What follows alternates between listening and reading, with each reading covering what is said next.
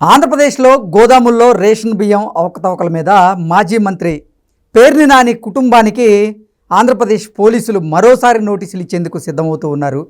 గతంలో ఒకసారి నోటీసులు ఇచ్చినప్పటికీ వారి కుటుంబ సభ్యులు చూశారో లేదో అనేటువంటి సందేహంతో మరోసారి వారికి నోటీసులు ఇచ్చేందుకు సిద్ధమయ్యాం అంటూ కూడా కృష్ణా జిల్లా ఎస్పీ తెలియజేస్తున్నటువంటి నేపథ్యంలో అసలు ఈ రేషన్ బియ్యం అవకతవకల విషయంలో పేర్ని నాని కుటుంబాన్ని అరెస్ట్ చేసేటువంటి అవకాశం ఉందంటూ కొన్ని వార్తలు వచ్చిన నేపథ్యంలో అసలు పేర్ని నాని కుటుంబ సభ్యులు ఎక్కడున్నారు, ఈ కేసులో ఏం జరగబోతుంది అనేది మనం విశ్లేషణ చేసుకునేటువంటి ప్రయత్నం చేద్దాం. ప్రస్తుతం మనతో పాటు ఉన్నారు జనసేన పార్టీ అధికార ప్రతినిధి శ్రీనివాస్ గారు. సార్తో మాట్లాడదాం. సార్ నమస్తే. సార్ నమస్తే. పేర్ని నాని కుటుంబం ప్రస్తుతం ఎక్కడుంది, ఆ కుటుంబానికి గోదాముల్లో రేషన్ బియ్యం అవకతవకల మీద మరోసారి నోటీసులు ఇచ్చేందుకైతే కృష్ణా జిల్లా పోలీసులు సిద్ధమవుతూ ఉన్నారు.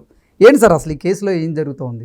కృష్ణ గారు హాస్యాస్పదంగా లేదా మరోసారి ముందిచ్చిన నోటీసులు చూసుకున్నారో లేదో అంటే చూసి చూడకుండా వాళ్ళకి ఏమన్నా గోడ వెనకాల ఇంటి వెనకాల అంటిస్తారా? ఖచ్చితంగా ఇంట్లో ఉన్న వాళ్ళకు ఇంటి గుమ్మం ముందు అంటించడమో ఈ రాష్ట్రంలో పెద్ద చర్చ జరుగుతుంది. అంటే ఆ విషయం వాళ్ళకి తెలియనట్టు చాలా చాలా విచిత్రంగా ఉంటాయి ఇక్కడ కొన్ని. ఎందుకంటారా, గత 5 సంవత్సరాల్లోనే పోలీసులకు ఒకటే పని, ఎవరైతే ప్రభుత్వానికి వ్యతిరేకంగా మాట్లాడుతున్నారో వాళ్ళు అరెస్ట్ చేయడం మాత్రమే. మిగతాది మీలాంటి వాళ్ళు మాలాంటి వాళ్ళు వెళ్ళి ఏదైనా సమస్య మీద వెళ్ళి ఎఫ్ఐఆర్ రాయమన్నా కూడా అలా అధికార పార్టీ వారు చెప్తేనే ఎఫ్ఐఆర్ కూడా ఫైల్ అయ్యేది. అటువంటి పరిస్థితి గత 5 సంవత్సరాల్లో. అప్పుడు మంచిగా చేసినా కూడా అరెస్ట్ చేసేవారు, గోళ్ళ దూకేవారు, తెల్లవారుజామున వచ్చేవారు, అనారోగ్యంతో ఉన్న అరెస్ట్ చేసేవారు. ఇప్పుడు న్యాయబద్ధంగా ప్రభుత్వమే కేసులు పెడుతున్నా కూడా అరెస్టులు చేయడానికి మీనమేషాలు. అసలు ఏం జరుగుతుంది? పేరు నాని చిన్న వ్యక్తి కాదు, మాజీ మంత్రి, రాజకీయ కుటుంబం ఉన్న నేపథ్యం ఉన్నటువంటి వ్యక్తి, అనేక ఆస్తుపాస్తులన్నీ కూడగొట్టుకున్న వ్యక్తి బందర్ నాని గారు. గతంలో అసలు ప్రభుత్వం నుంచి ఏదైనా ఒక మాట మాట్లాడాలి వెంటనే వచ్చి ప్రెస్ మీట్ పెట్టేసి ప్రతిపక్ష పాలన తిట్టడానికి రెడీగా ఉండేవాడు. ఆ వ్యక్తి ఆయన భార్య మీద ఉన్నటువంటి పేరు పైన ఉన్నటువంటి గోదాముల్లో అవకతవకలు జరిగినాయి అని చెప్పేసి 15 రోజులు బట్టి నోటీసులు చేసి పోలీసులకి నోటీసులు ఇస్తే బృందాలుగా వెతుకుతున్నాం కానీ దొరుకుతలేదు అంటే వీళ్ళకి. ఎవరు నమ్ముతాడండి ఇవన్నీ? దొంగ పోలీసు ఆటలో రాంగోపాల్ ఇష్యూ కూడా అదే.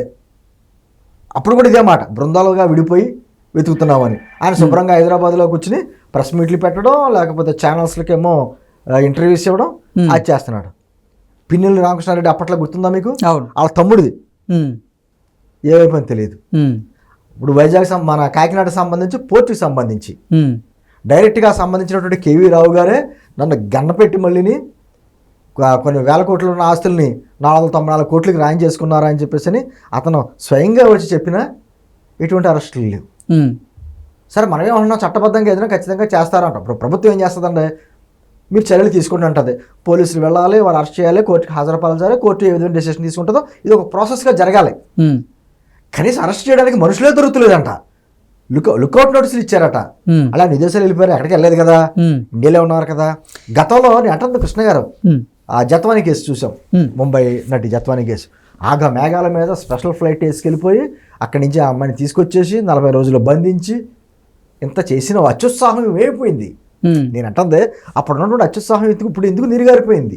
న్యాయబద్ధంగానే చేయమన్నారు కదా, మిమ్మల్ని చట్ట వ్యతిరేకమైన కార్యక్రమాలు ఏమీ చేయమని ఎవ్వరు చెప్పట్లేదు. లేకపోతే పలావాడిని తీసుకొచ్చేయండి, తలుపులు వేసి కొట్టండి, ఆ వీడియో మాకు చూపించండి అనేటువంటి ఎవరో అడగట్లే. అటువంటి శాడిజం మనుషులు ఎవరో లేరు.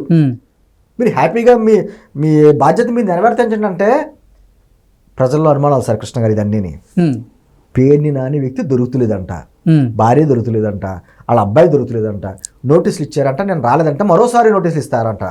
అంటే సామాన్యుడి విషయాలు ఇలాగే చేస్తారా మీరు? ఈడ్చి వచ్చారా మీరు? ఎక్కడున్నా టెక్నాలజీ పెరగలేదా? ఫోన్ స్విచ్ ఆఫ్ అయిపోయినా ఆ మనిషి ఎక్కడున్నాడో కనిపెట్టేటువంటి టెక్నాలజీ ఇక్కడ ఉంది. ఎందుకు చేయబోతున్నారంటే ఏంటి ఇంకా మొత్తెందుకు వదలలేదు మీకు? గత ప్రభుత్వ తాలూకు మొత్తెందుకు వదులుతలేదు? లేకపోతే మీ మీద ఏమైనా ప్రెషర్స్ ఉన్నాయా? అతను అరెస్ట్ చేయొద్దని చెప్పేసి వేరే వాళ్ళు అధికార పార్టీలో సంబంధించిన వాళ్ళు ఎవరన్నా కొంచెం మిమ్మల్ని అడ్డుకుంటున్నారా? ఇప్పుడు సేమ్ అదే ప్రశ్నలు అయితే ఉత్పన్నమవుతూ ఉన్నాయి. అసలు మాజీ మంత్రి పేర్ని నాని ఈ రేషన్ అవకతవకల విషయంలో అరెస్ట్ అవ్వడం ఖాయమా లేదా అనేది ప్రశ్నలు అయితే ఉత్పన్నమవుతూ ఉన్నాయి. ఖచ్చితంగా అరెస్ట్ అవుతారు సార్, దాంట్లో నో డౌట్. ఆలస్యం అవుతుందేమో కానీ అలక్ష్యం మాత్రం కాదు. వీళ్ళు ఎన్ని యాక్ట్ చేసి ఎందుకు ఆలస్యం అవుతుంది? అదే అన్నాను. ఇప్పుడు నేను అంటుంది కృష్ణ గారు, చంద్రబాబు నాయుడు గారు, పవన్ కళ్యాణ్ గారు, లోకేష్ గారు వ్యక్తులుగా వాళ్ళు ఎంత నిజాయితీగా 24/7 పనిచేసినా కూడా సరిపోదు. కింద వ్యవస్థలు పనిచేయాలి. ఇప్పుడు చంద్రబాబు గారు లేకపోతే పవన్ కళ్యాణ్ గారు వెళ్ళి పత్తి బస్తా పొడిచి ఇది రేషన్ బియ్యం మామూలు బియ్యం చెక్ చేయరు కదా. చేయాల్సిన బాధ్యత ఎవరితో వాళ్ళు చేయాలి. వాళ్ళు సరిగ్గా చేయకపోతే ఇప్పుడు వీళ్ళంతా నేను చెప్పినట్టు చంద్రబాబు గారు, పవన్ కళ్యాణ్ గారు, లోకేష్ గారే కాకుండా కింద ఎమ్మెల్యేలు, మంత్రులు అందరూ కూడా సహకరించాలి కదా. అందరూ కూడా సరే కొత్తగా అధికారంలోకి వచ్చాం, చాలా కష్టపడి వచ్చాం కాబట్టి దీపం ఉండగానే ఇల్లు చక్క పెట్టుకోవాలనే ఉద్దేశం వచ్చిందనుకోండి, ఏ పార్టీ వారైనా సరే వచ్చిందనుకో, పైన వాళ్ళు ఏం చేయగలరు? నేను అంటే నేను ప్రజల తరపునే మాట్లాడుతున్నా. రేషన్ బియ్యం కొన్ని వందల కిలోమీటర్ల నుంచి కాకినాడ పోర్టుకు వస్తుంది కృష్ణ గారు. ఆ స్థానిక ఎమ్మెల్యే తెలియకుండా వస్తుందా? స్థానిక పోలీసులు తెలియకుండా వస్తుందా? స్థానిక రెవెన్యూ డిపార్ట్మెంట్ తెలియకుండా వస్తుందా? విజిలెన్స్ తెలియకుండా వస్తుందా? అందరూ కొమ్మక్క అయితేనే కాకినాడ పోర్టుకి లోపలికి ఎంటర్ అవుతుంది. అది స్థానిక ఎమ్మెల్యే ఎవరు? మీ వాళ్ళే కదా. ఎవరైనా నేను అంటుంది వీళ్ళనే కాదు, ఎవరైనా సరే బాధ్యత వహించవలసిందే. నేనే అంటున్న మాట కదా సార్ కృష్ణ గారు. చంద్రబాబు గారే అన్నాడు, వార్నింగ్ ఇచ్చాడు ఆయన. అవును, కింద మీ అందరూ కూడా చక్క చేయకపోతే మాత్రం ఖచ్చితంగా మేమే చర్యలు ఉంటాయని చెప్పి సొంత పార్టీ వరకే అని హెచ్చరిక ఇచ్చారు.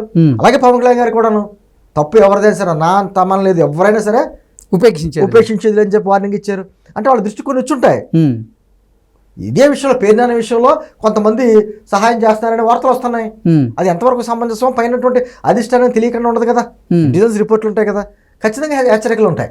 జనసేన పవన్ కళ్యాణ్ గారు కూడా ఇప్పుడు కాకినాడ సీపోర్ట్లో జరిగినటువంటి అంశాల్లో కొంతమంది ఇన్వాల్వ్ అయి ఉన్నారని గ్రహించే ఆయనే నేరుగా ఆ రోజు షిప్ దగ్గరికి వెళ్ళారు అనేటువంటి వార్తలు వస్తున్నాయి. మన కలెక్టర్ మీటింగ్లో ఏమన్నారంటే పవన్ కళ్యాణ్ గారు, 3 చెక్ పోస్టులు పెట్టినా దాటుకుంటా, ఎంత అల్లరి చేసినా, ఎంత చేసినా, ఎంత పట్టుకున్నా కూడా 3 చెక్ పోస్టులు పెడితే దాటుకుని వెళ్ళిపోతున్నాయంటే ఏంటి, ఎక్కడ జరుగుతుంది లోపం?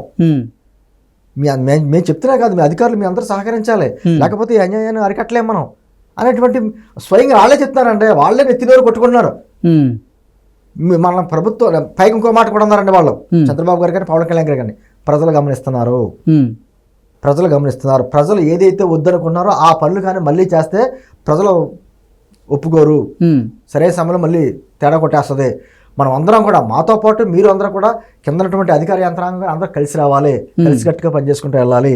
మన రాష్ట్రాన్ని తిరిగి గాడిపెట్టే పనిలో మీ అందరూ 24/7 పనిచేస్తున్నాం, మాకు మీ సహకారం కావాలని రిక్వెస్ట్ చేస్తున్నారండి. ఇప్పుడు జరుగుతుంది అదే. ఇంతమంది రాంగోపాల్ వర్మ మీకు ఎంత ఇష్యూ నడిచింది మీకు తెలుసు, మీరు చూశారు కదా. బృందాలుగా బట్టి వెతుకుతున్నాం, దొరకట్లేదంటే ఎవరు నమ్ముతారండి? 4 బృందాలుగా పోలీసులు రాంగోపాల్ వర్మ కోసం గాలింపు చర్యలు చేపట్టారంటూ కొన్ని వార్తలు చూసాం. ఆయనేమో తన ఢిల్లీలో ప్రెస్ మీట్ పెట్టి నేను ఎక్కడికి పోలేదు, నేను ఇక్కడే ఉన్నాను, ఆయన సమాధానం ఇస్తున్నారు. చక్కగా చెప్తున్నాడు, ఛాలెంజ్ ఇస్తున్నాడు. దొంగ పోలీసు ఆటలు ఏంటని చెప్పి ప్రజలు అనుకుంటున్నారు. ఇప్పుడు అదే చాలా సమస్యల్లో అనేక కేసులు ఉన్నాయి. ఎందుకు గతంలో ఉన్నటువంటి అత్యుత్సాహం ఇప్పుడు ఎందుకు కనీస ఉత్సాహం ఎందుకు చూపించలేకపోతున్నారు? గతంలో అత్యుత్సాహం చూపించారు, ఇప్పుడు కనీస ఉత్సాహం ఎందుకు చూపించలేకపోతున్నారు పోలీసులు? అంటే ఇంకా ఆ లేరు పెద్దలేరు. నిజంగా పోలీసు వ్యవస్థ అంతా కుళ్ళిపోయిందని అన్నాం, అద్భుతమైనటువంటి పోలీసు అధికారులు ఉన్నారండి. కానీ కొంతమంది లేరు ఉంది, ఆ మత్తు వదులుతలేదు ఇంకా వాళ్ళకి. కాకపోతే తప్పదు, మొత్తం పోలీసు వ్యవస్థ అంతా తీసేసి కొత్త వ్యవస్థను పెట్టలేం కదా, ఉన్న వాళ్ళతో చేయించుకోవాలి. అదే జరుగుతుంది. 6 నెలలు అయిన తర్వాత కూడా మనం ఇంకా తవ్వుతున్నాం అంటే రోజుకో ఇష్యూ వస్తుంది. అంటుంది అసలు ఎక్కడి నుంచి వచ్చినాయి? కాకినాడ పోర్టుకి సంబంధించింది ఆ 494 కోట్లు వాళ్ళకి ఎక్కడి నుంచి వచ్చినాయి, ఎవరి దాకా ట్రాన్స్ఫర్ అయినాయి? సరే, పేదానికి సంబంధించి ఆల్రెడీ డీడీలు తీసేస్తున్నారు అని చెప్పేసి 1,20,00,000. ఆ డబ్బులు ఎవరు సమకూర్చారు? వాళ్ళు కనపట్లేదు సరే కదా, పక్కన పెట్టండి. ఆ డబ్బులు సమకూర్చి ఎవరు డీడీలు ఇచ్చారు కదా, ఆ ఇచ్చిన వాళ్ళు ఎవరు? వాళ్ళ వెనకాల ఎవరున్నారు? మరి ఇవన్నీ బయట రావాలి కదా. ఖచ్చితంగా కొంచెం నత్తనడక నడుస్తున్నాయి విచారణ సంస్థలు కానీ పోలీసులు కానీ. వాళ్ళ మత్తు వదిలిచే కార్యక్రమం కుటుంబ ప్రభుత్వం ఖచ్చితంగా చేపడుతుంది, గమనిస్తుంది. ఏంటి ఎవరంటి వ్యక్తులు అని చెప్పి గమనిస్తుంది. ఖచ్చితంగా చేయాలంటే కృష్ణ గారు ఎవరిని వదిలిపెట్టే ప్రశస్తి లేదు. అందరూ కటకటాలు నిలబడవలసిందే. ఓకే, ఎవరైతే జగన్ ప్రభుత్వంలో ఇష్టారాజ్యంగా చేశారో, మళ్ళీ మందే ప్రభుత్వం ఉంటుందని చెప్పి అత్యుత్సాహం చూపించారో, వాళ్ళందరూ కూడా కటకటాల వచ్చి లెక్క పెట్టవలసిందే. కాస్త ఆలస్యం ఉందంతే. Okay sir, thank you so much అండి.